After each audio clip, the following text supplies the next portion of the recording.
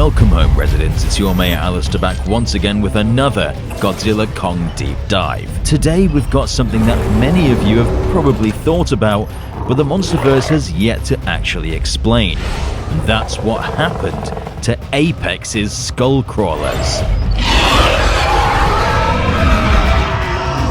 These devils were introduced in 2017's Kong Skull Island, where they were the greatest threat to life on the mainland. Skullcrawlers, also known as Cranium Reptant, are reptilian predatory creatures with very distinctive cranial armor, resembling that of a skull. That gives them their iconic name. Their heads are wide and skull-like, with large eye sockets and a mouth full of sharp teeth. Perfect for ripping into prey. These features allow them to have a terrifying and powerful bite, clamping down and rolling like crocodilians and using their tail to smack, and can leap extreme distances. They're fast, cunning, intelligent beasts that are capable of hunting in packs, observing and learning from their opponent to relentlessly take down their prey. Their behavior is marked by a brutal survival instinct, and they seem to be driven by a need to dominate the island's ecosystem, making them formidable opponents to the mighty Kong. This species is most deadly when encountered in groups, overwhelming enemies and taking down even the largest of foes. These creatures are surprisingly resilient. They are highly adaptable to the hostile environments of Skull Island, but they do have one major weakness: their sensitive eye sockets. This vulnerability is exploited by Weaver during the Titan battle, when she fires a flare directly into its eye. However, even with this weakness, their agility, aggression, and natural armor makes them a deadly threat to any creature or human that crosses their path. Kong fought and defeated the largest of them all, Ramarak, ending their reign of terror on the island. So what happened to them? Where did they go? Skullcrawlers still remain a dangerous presence in the MonsterVerse, but their role has shifted to beyond that of Skull Island. Kong maintained their population on the island following the death of Ramarak.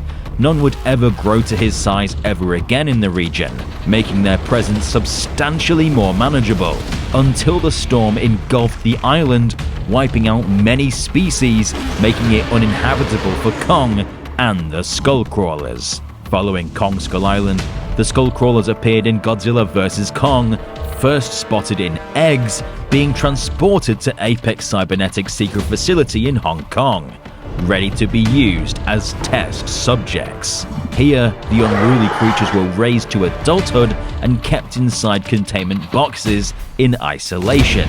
Their purpose? To test the combat readiness of Mechagodzilla, Apex's mechanized weapon designed to rival Godzilla and the Titans. In these tests, the Skullcrawlers are released into containment arenas where Mechagodzilla ruthlessly eliminates them, demonstrating its lethal potential.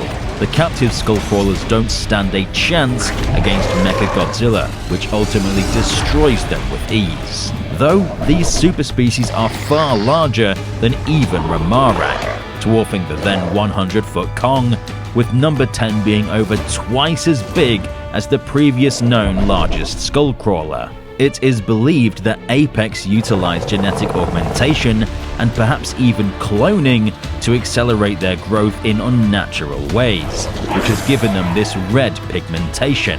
But following the defeat of Mechagodzilla at the hands of Kong and Godzilla, what happened to the Skullcrawlers? Well, Apex was dissolved and its tech absorbed into Monarch to advance their research and expeditions of the Hollow Earth.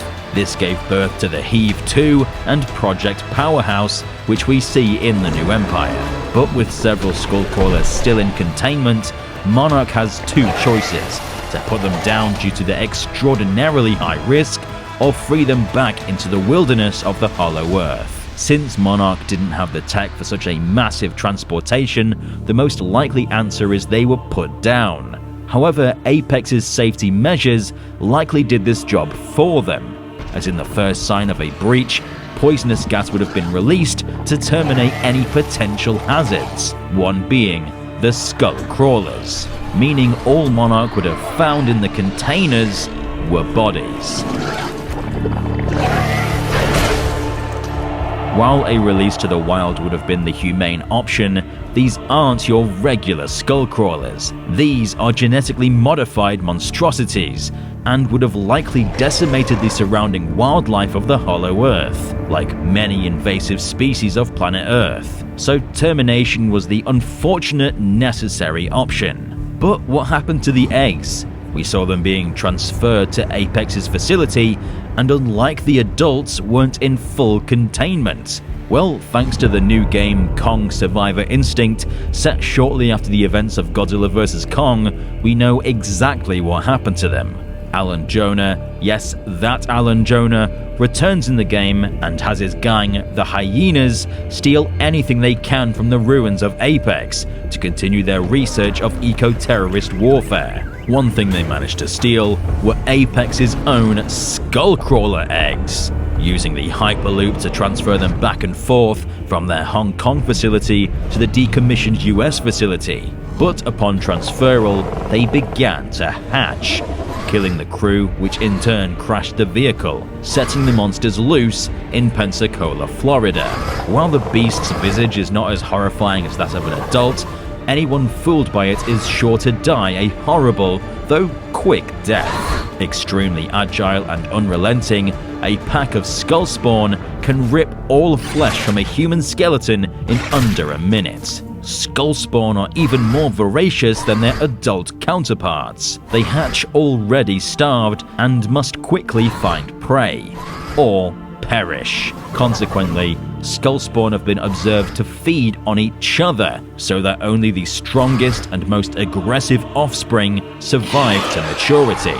Throughout the game, you face these crawling beasts, and upon sight of you, they lunge directly at the player, hoping to catch their next meal. Though due to their freshly hatched bodies, they're still weak, dragging their bellies across the floor instead of walking like their adult counterparts, meaning they're relatively easy to defeat, as their cranial armor has yet to fully harden, leaving them vulnerable to attacks from blunt objects. These creatures are all eradicated by Monarch and your player, eliminating their threat to survivors of the attack.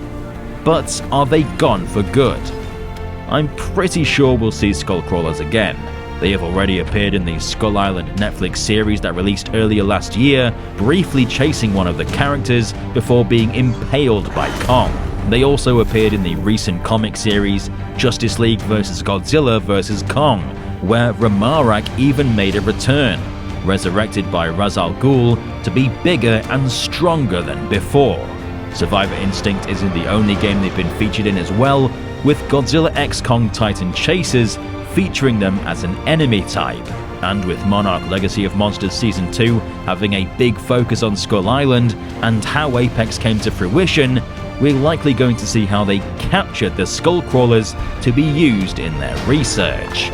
So in conclusion, the augmented Skullcrawlers were wiped out by Apex and Monarch, and their eggs were stolen by Alan Jonah, only to be accidentally released into the city. But whilst they were contained, there are many more out there in the Hollow Earth, running wild, part of that natural ecosystem, meaning we're very likely going to see them again in the future.